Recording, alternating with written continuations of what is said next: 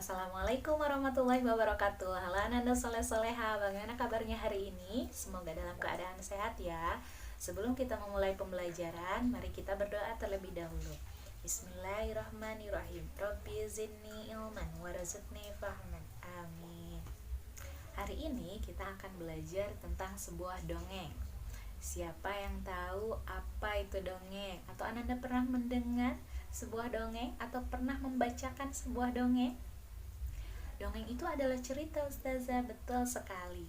Dongeng itu adalah sebuah cerita. Namun ceritanya itu adalah cerita hayalan. Artinya tidak nyata. Namun kita bisa mempelajari tokoh-tokoh yang ada di dalam dongeng. Dalam sebuah dongeng kita bisa mempelajari tokoh yang baik hati, yang bisa kita tiru. Sekarang Ustazah akan membacakan sebuah dongeng yang berjudul Si Gung yang Baik Hati. Ananda Soleh-Soleha bisa menyimaknya dengan baik. Si Gung yang Baik Hati. Siang itu, kelinci dan tupai sedang mencari makan. Tiba-tiba datanglah si Gung menghampiri mereka. "Hai kelinci, tupai, kalian sedang apa?" sapa si Gung dengan ramah. Kelinci dan tupai pernah mendengar cerita bahwa si Gung dapat mengeluarkan bau tidak sedap. Mereka pun lari karena tidak mau mencium bau si Gung. Si Gung merasa sangat sedih karena kelinci dan tupai tidak mau bermain dengannya. Kelinci dan tupai berlari kencang sampai ke tengah hutan. Mereka tidak sadar telah memasuki wilayah harimau. Harimau dan teman-temannya mengaum kencang. "Apa keperluan kalian di wilayahku?" seru harimau. Mereka mengepung kelinci dan tupai ketakutan. Saat itulah si Gung datang. "Jangan ganggu teman-temanku," ujar si Gung. "Memangnya kau bisa apa?" ejek harimau. "Kelinci, tupai, tutuplah hidung kalian," kata si Gung. Kelinci dan tupai menuruti si Gung. Si Gung lalu mengeluarkan bau tidak sedap dari tubuhnya. Saat harimau dan teman-temannya terbatuk-batuk, si Gung memberi aba-aba pada kelinci dan tupai untuk berlari. 1, 2, 3, ayo lari! Mereka berlari cepat hingga ke tepi hutan. Kelinci dan tupai berterima kasih kepada si Gung. Mereka sadar bahwa si Gung adalah hewan yang baik hati. Sejak saat itu, mereka bertiga menjadi sahabat baik. Nah, Ananda Soleh-Soleha, dari dongeng yang sudah kita bacakan bersama-sama, ada beberapa tokoh. Ada tokoh siapa saja ya? Ada tokoh si Gung, ada tokoh kelinci, ada tokoh tupai, dan ada tokoh harimau. Betul sekali. Apakah Ananda bisa mengingatnya kembali? Kebaikan yang dilakukan oleh si Gung, apa ya? Benar sekali. Si Gung bersifat baik hati. Kenapa? Karena si Gung mau menolong tupai dan kelinci saat tupai dan kelinci terkepung oleh harimau dan kawanannya. Lalu bagaimana caranya si Gung menolong tupai dan kelinci? Betul, si Gung itu menolong tupai dan kelinci dengan cara mengeluarkan bau dari sekujur tubuhnya, sehingga baunya itu, bau si Gung, bisa mengalihkan harimau, sehingga tupai, kelinci, dan si Gung bisa keluar melarikan diri dari kawanan harimau. Sekarang dari sifat yang sudah kita pelajari dalam dongeng, sifat apa yang bisa kita tiru dari si Gung?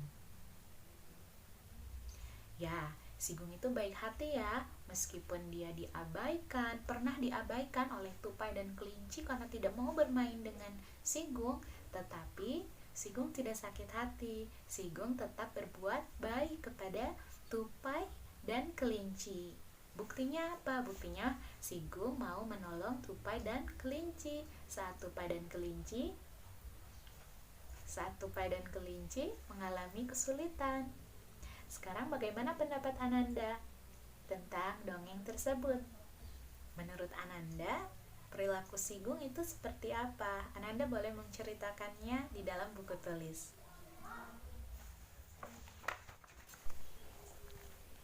Indonesia terdiri dari banyak sekali pulau. Di setiap pulau terdapat beragam suku bangsa. Contohnya di Pulau Jawa, ada suku Sunda, suku Baduy, suku Betawi, dan suku Tengger. Di Sumatera ada suku Gayo, suku Melayu, suku Minangkabau, dan suku Batak. Di Pulau Kalimantan ada suku Dayak, suku Suluk, dan suku Tidung. Di Sulawesi ada suku Minahasa, suku Bugis, suku Toraja, dan suku Toli-Toli. Begitu banyak sekali suku-suku lainnya. Di Pulau Papua juga terdapat suku Asmat, suku Dani, dan suku Arfak. Meskipun kita berbeda asal suku bangsa, namun kita tidak boleh membeda-bedakan teman. Kita harus tetap saling menghargai, menerima perbedaan di antara kita. Kita tetap harus menjaga kerukunan. Jika Ananda memiliki teman yang memiliki suku bangsa yang berbeda, ayo hargai teman kita. Meskipun berbeda, tetapi kita harus menjaga kerukunan dengan teman kita. Perhatikan contoh. Di sini ada Dedi, Jonas, dan Made. Dedi berasal dari suku Jawa. Jonas berasal dari suku Dayak. Made berasal dari suku Bali. Mereka semua berbeda suku bangsa. Meskipun berbeda suku bangsa, tetapi mereka saling berteman. Mereka berteman dan hidup rukun, saling menghargai meskipun berbeda. Setiap orang itu memiliki perbedaan usia, begitupun dengan di rumah. Di antara anggota keluarga pasti memiliki perbedaan usia. Perbedaan usia bisa dikelompokkan menjadi 3. Usia 0 sampai 12 tahun itu disebut anak-anak. Usia 13 sampai 17 tahun disebut remaja. Sedangkan usia 18 ke atas disebut dewasa. Sekarang Ustazah tanya, kalian berumur berapa? Jika kalian berumur 7 tahun, 8 tahun, berarti kalian anak-anak. Jika kalian mempunyai kakak berumur 15 tahun, berarti kakak kalian disebut kelompok remaja. Sedangkan ayah, ibu, kakek, nenek, paman, itu semua adalah kelompok usia dewasa. Ayo perhatikan anggota keluarga Bapak Dedi. Nama Dedi, kedudukan sebagai ayah, sapaan Ayah Dedi, usia 34 tahun, kategori usia dewasa. Nama Ibu Siti, kedudukan sebagai ibu, sapaan Bunda Siti, usia 33 tahun, kategori usia dewasa. Nama Arum, kedudukan sebagai anak, sapaan Kak Arum, usia 13 tahun, kategori usia remaja. Nama Budi, kedudukan sebagai anak, sapaan Adik Budi, usia 8 tahun, kategori usia anak-anak. Sekarang ayo ceritakan anggota keluarga Ananda.